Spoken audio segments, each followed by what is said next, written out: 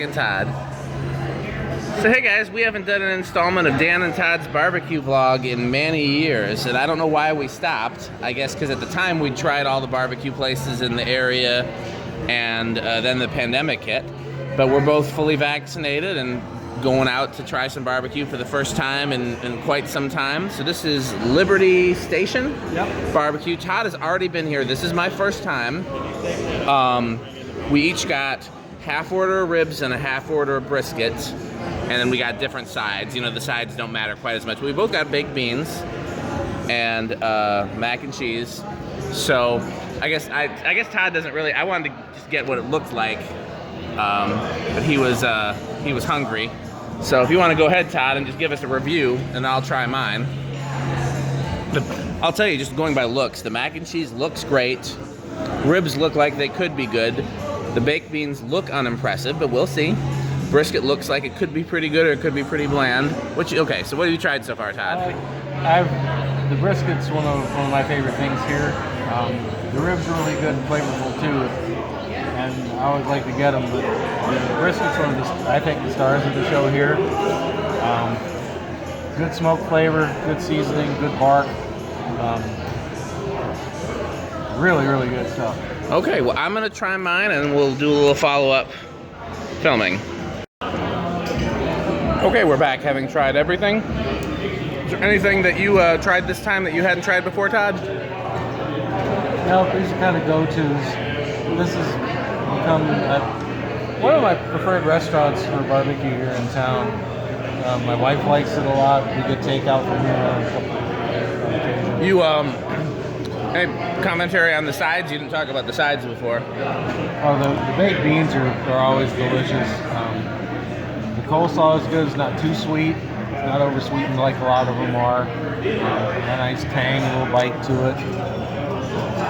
Everything's fresh and good. So I've tried all of mine. I liked the mac and cheese a lot.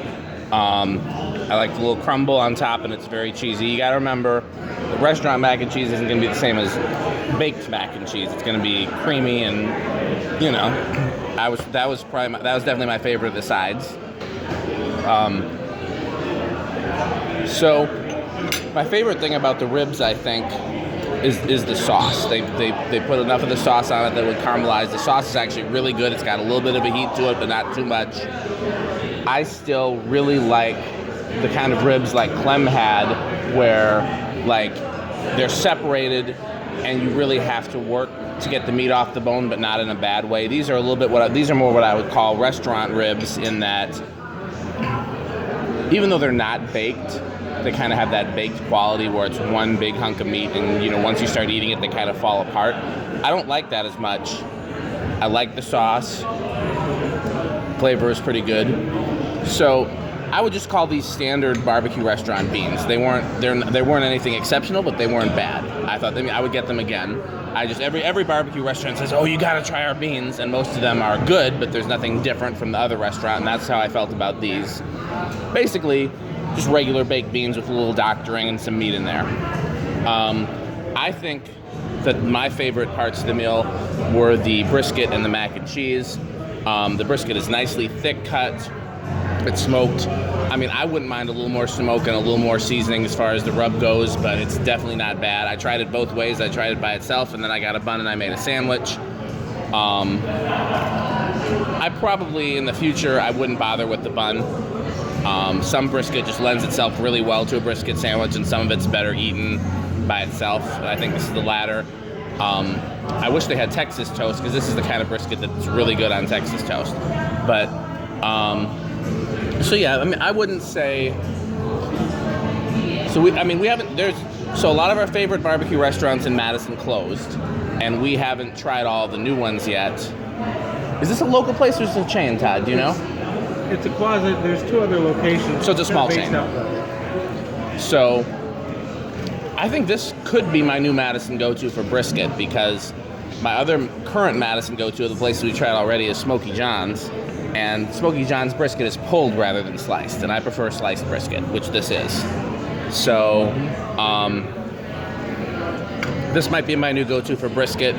We'll see. We got a lot of other places to try now that we're catching up, because there've been a lot of new barbecue places that have opened. So I'm not ready to fall in love with this yet, but I'm definitely willing to compare it to whatever else is out there that we haven't tried yet, and you know, give it a chance in the ranking. Anything you want to add, Todd? Not really. I think you pretty well covered it. Well, that includes the first installment in many years of Dan and Todd's barbecue vlog, and hopefully maybe we'll make it a point to do a barbecue place a week or something like that. Todd, what do you think?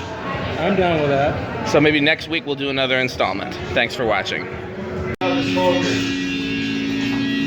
Okay, so if I wasn't a fan before now, let me start that over. If I wasn't a fan before, I am now smelling the smoke. This is the real deal happening back here.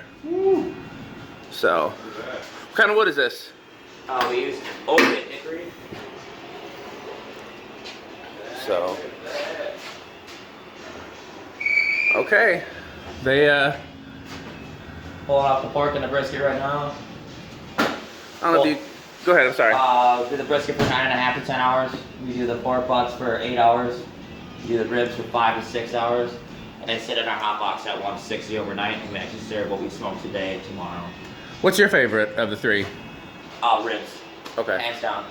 Haven't tried the pork yet. That's the only one I haven't tried. Todd, I think, has tried all three. Brisket is very good here. We actually have a legitimate smoke ring, like 1/4 inch smoke ring on all of our meat. The brisket was my favorite. I'm gonna actually stop the filming just for a second and turn the flash on, see if I can get a better look at that meat. Yeah. I'm not sure if that helped or not. I was trying to get a good look at this in here. So. It's a 1,000-gallon cast iron smoker, custom made in Arizona. Shipped up here. And Todd was saying you guys have 2 other locations? Yeah, there's a few in Scottsdale, Arizona, and they run out of a 500-gallon smoker. It's half the size. It's the first one in the Midwest. That was stepping ground to move out. What made you choose Madison? I'm not 100% sure. I know they have the owners have a lot of family here. Ah, that's a good reason. Something close, you know. Yeah, and it's this is a pretty good location, I think. Oh, You're right by the fantastic. hotels. You're right by the convention center. It's right off the expressway. Convenience is a big deal. We've been very blessed through the whole pandemic, and you know, taking the right precautions so the staff and the guests stay safe. You know, Very important. We opened up on June 15th last year, right in the middle of everything. I think I read about it. We're now at 50% capacity. We've been at that way for about a month now. It's been a lot better. And then with the being the and everybody in the restaurant industry, I guess I'm assuming everybody got vaccinated pretty early on. Oh yeah, absolutely. So, okay, well I don't want to keep you, and hopefully you guys have enjoyed this is the behind the scenes portion of the barbecue vlog. I think we've only done this once before. So for those of you who are watching, thanks for watching. Thanks for Liberty Station Barbecue for being such great hosts, and we'll see you next week at a different barbecue place.